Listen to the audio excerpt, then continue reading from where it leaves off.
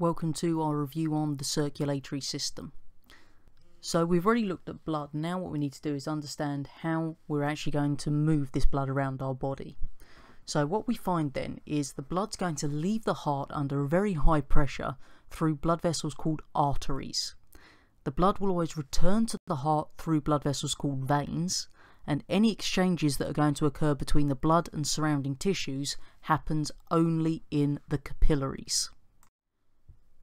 What we've got here then is the diagram of the heart that you do need to know. So the best thing you can actually do here is to print out a copy of this and then stick little post-it notes or little flaps over each of the actual phrases related to the parts of the heart. That then means that you can sit there and test yourself by lifting up the flaps when you think you know what it is and seeing if you've got it right. Unfortunately, there is no simple way to learn this. It's just a case of sitting down and going over it again and again.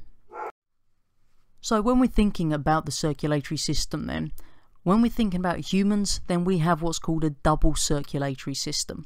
And the reason we've got a double circulatory system is because blood is going to pass through our heart twice on one journey around the body.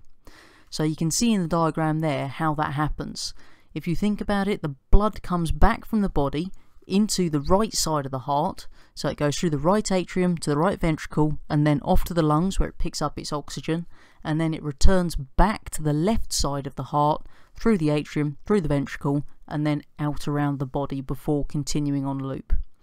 Now this double circulatory system is an advantage to us because it means that the right side of our heart can actually pump blood at a lower pressure to our lungs than the left side, which is pumping it around the body. And that's important because if we pumped blood at high pressure to our lungs, we'd end up damaging them. Okay, but we do need a high pressure to pump blood around the body because it's got a long way to go. So we avoid the damage in the lungs by having the right side pump at a low pressure and the left side pumps at a much higher pressure to get it all the way around the body. The last thing I've got here for you then is just the pathway that blood will take through the circulatory system.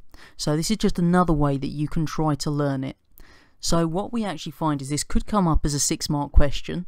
So you do need to know the parts of the heart it passes through and in the correct sequence. So if we think about blood returning from the rest of the body first of all, it enters the heart through the vena cava. So that's a big vein that passes back into the heart itself. From there it flows into the right atrium, through the tricuspid valve and into the right ventricle.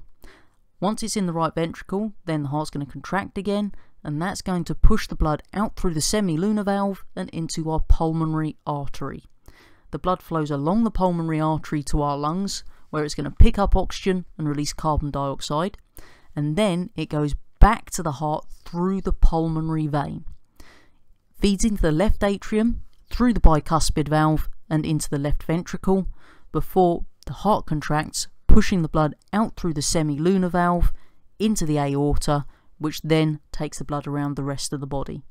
So do go careful to learn each of those in sequence. Make sure you remember the names of the valves: tricuspid on the right, bicuspid on the left, and semilunar valves are the ones that go between the vessels that basically leave the heart.